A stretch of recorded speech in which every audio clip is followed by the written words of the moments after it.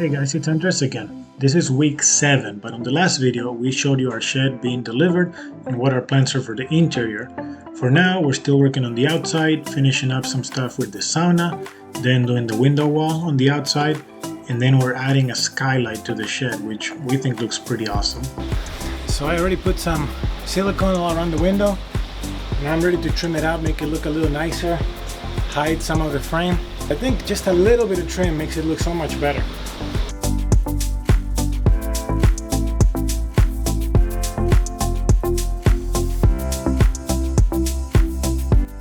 So this is what we're calling the window wall. This side faces north and faces the view, which is the trees and the creek down below. And we figured we're gonna put some of these old windows that we bought. We bought a pile of them. It was over 60 windows for $30. It was a great deal. And they got that cool antique look. And then we set them up, and I went to get some of these big beams from the barn and basically just create a picture frame around it. The total width between wall to wall, it's about 20 feet, and I didn't have any piece of lumber that big, so I'm basically adding 2 little columns at the sides of the windows and narrowing down the span so that I can span about 15 feet or so. Now you can see from my many trips left to right that I was making sure this beam was nice and level, and it would have been nice to have 2 people for this project, but I went ahead and used the clamps and used my 4-foot level to make sure everything was nice and square. So I'm almost done with that 2x6. It's a pretty big piece of lumber. Basically the idea with that is have a curtain rod on the other side. So if you wanted to shut this entire wall and have complete privacy, you can. Today's the hottest day here since we've been here. It's been hitting 90 degrees pretty often, 88, 86, 90, pretty normal. But yesterday was 91 and today's 95.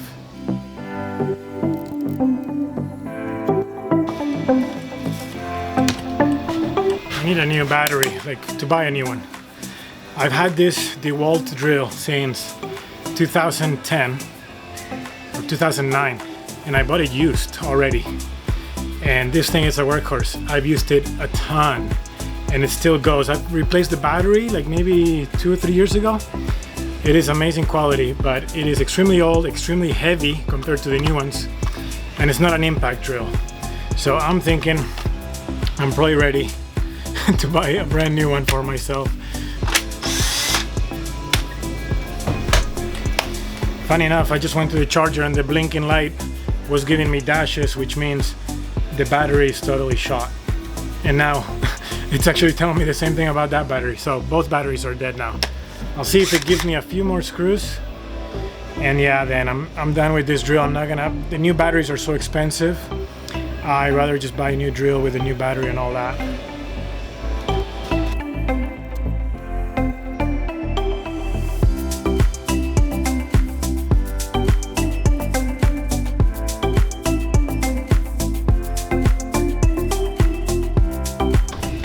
That's it for the drill. It's done. I had to do that one by hand a little bit. Keep turning the drill. Chelsea and I were talking earlier a bit of the shower design. Then this afternoon we talked about it again because I was thinking to maybe make this a knee wall, so it means a low wall. Instead of making this a tall wall all the way to here and then an opening, just to keep it low, and then you have the curtain. But then we decided, okay, that's the case. We're gonna just build a curb here, so it's basically gonna be fully open, and then you just control how much privacy you want with the curtain. And then I'm gonna keep layering wood over on this wall and then wood on this wall too, so we don't have this exposed. Even though this is meant for outdoor use, I'd rather cover it up and make it all match. But these are pretty massive showers, 4.5 feet by 5 feet, so that's a really good space. And then you'll have the curtain right here to shut it off.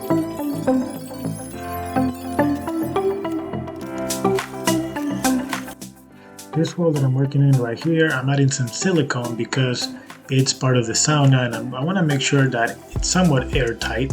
So I went ahead, filled in the joints with some silicone, and then I put my second layer to cover it all up and hopefully help keep that room nice and hot.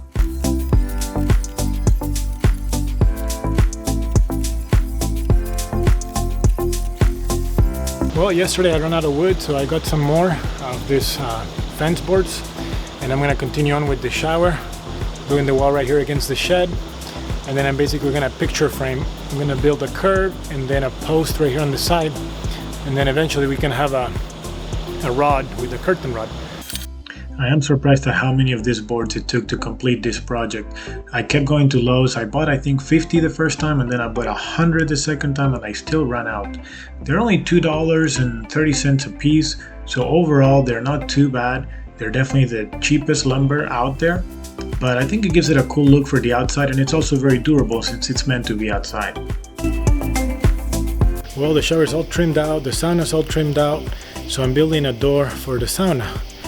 I've never built a door. I tried to figure out how I'm gonna seal the door around the opening.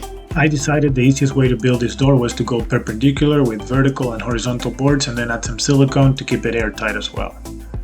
So as you see these videos, you may think that I'm jumping around all over with my footage, but this is actually how my projects go. I'll start something and then I'll jump to something else.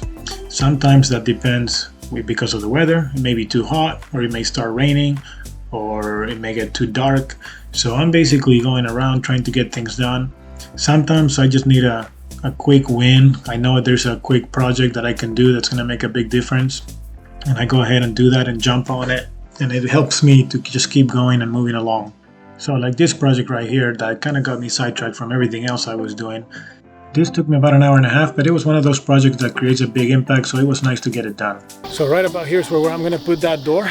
It's gonna be a 7-foot door, so it's basically gonna block the view when you walk in. And again, we wanna achieve that wow factor.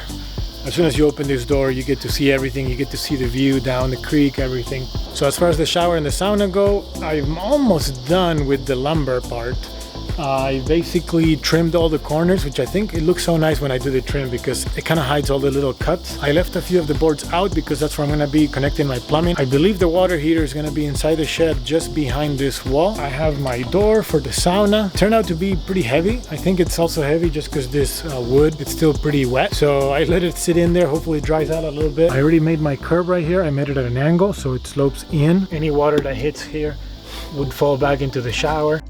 So here's the start of adding the skylight to our shed, which we think it's very unique. We haven't seen it done into other sheds, so we're very excited about this look.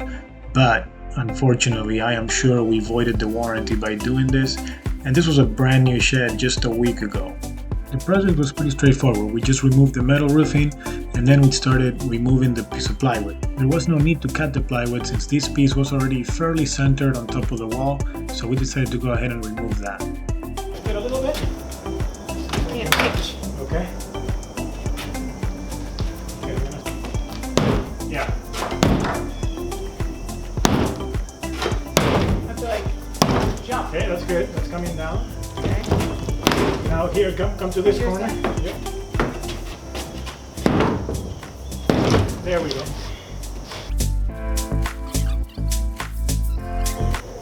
That looks cool. Wow. It is a totally different place now. That looks cool. Whoa. So now that we opened up the hole in the roof, we're gonna cut some rippers of this plywood. That's the same plywood that came out of the roof, and that's basically gonna give us the support for the polycarbonate. At least that was our first idea.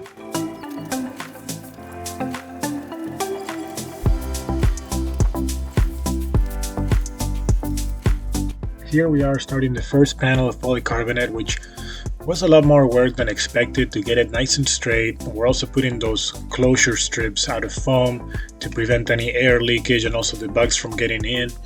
So it was a lot of work, and we were trying to figure this out, and later the camera ended up running out of battery. But what we realized is that this polycarbonate really distorts the view.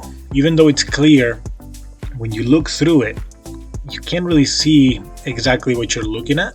It's kind of foggy, and so we weren't too happy with the look anymore. It looked so nice when it was just open, and so we weren't sure this polycarbonate was really gonna work for what we wanted. We remember we had a massive pile of windows, so we went ahead, took some measurements. We figured out that 4 of these windows would fit pretty much perfectly into this spot. We went ahead and washed them and we started putting them up, and that was the look we actually wanted, because through this glass you can actually still see the trees far away, you can see the sky, the clouds, and we thought this gave it a much better look than the polycarbonate. So in the end, it ended up being a waste of time and money, because we did cut those panels. Those clear polycarbonate panels are $26 a piece, and these windows were practically free by now because we had bought them for such a good deal. But in the end, we're very happy with this result, and it lets a ton of light into the shed, and you can see out very well and check out all the view. So the idea was that the project was done at this point, but we realized that at a certain time of the day, in the afternoon, you get a lot of sunlight that comes through these windows, and it gets really hot inside the shed.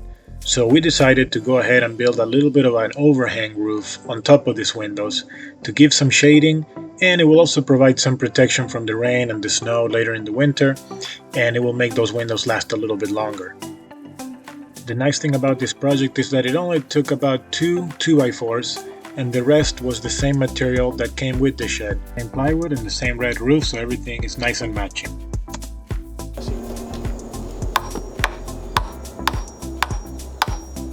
Muy Great bien. job.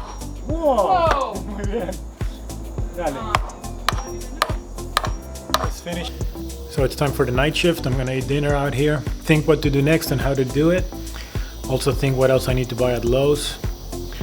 But at nighttime, typically, we're very productive because the kids are in bed. Chelsea's actually putting Grayson down right now. It's 8 p.m., 8:30. And then we can work until 10:30, 11, sometimes midnight. But we can get a lot done. Out here, the weather's awesome at night. And I just don't want to fire up the saw too much after 10 p.m. Just so I don't bug the neighbors. But yeah, it is very productive because it's not hot. So you don't have to worry about sweating like crazy. So here I'm going to show you actual speed of my project. You can tell everything else is sped up and it's kind of hard to tell. But this stuff takes me forever. For example, here, this is the first time I'm doing something with galvanized piping. So I'm kind of taking my time, making sure that all the joints have enough tape and then that everything is nice and tight.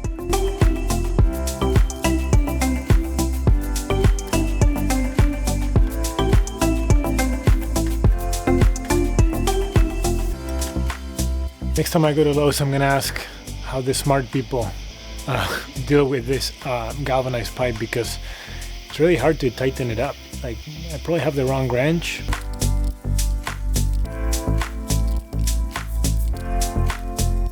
So that's basically how the shower is gonna work, very much like the bathtub. I wish they would have had a blue one so I could put cold and hot. One of the nice things about working at night as well is that I can use my laser, which typically is only good for indoor use, but it shoots a long way at night. I can see it very far away. I can see it perfectly.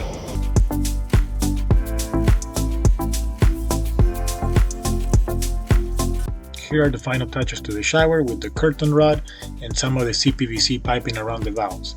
Now, if you want to stay tuned for next week's progress video, we're going to jump into the interior, and we have a lot of cool stuff in there that we want to show you.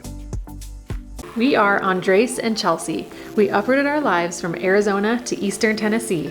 We sold our long-term rentals and are putting everything on the line to start our dream glamping business. Join us each week as our family navigates this big new adventure, and we share everything we learn so you can also build a successful glamping business.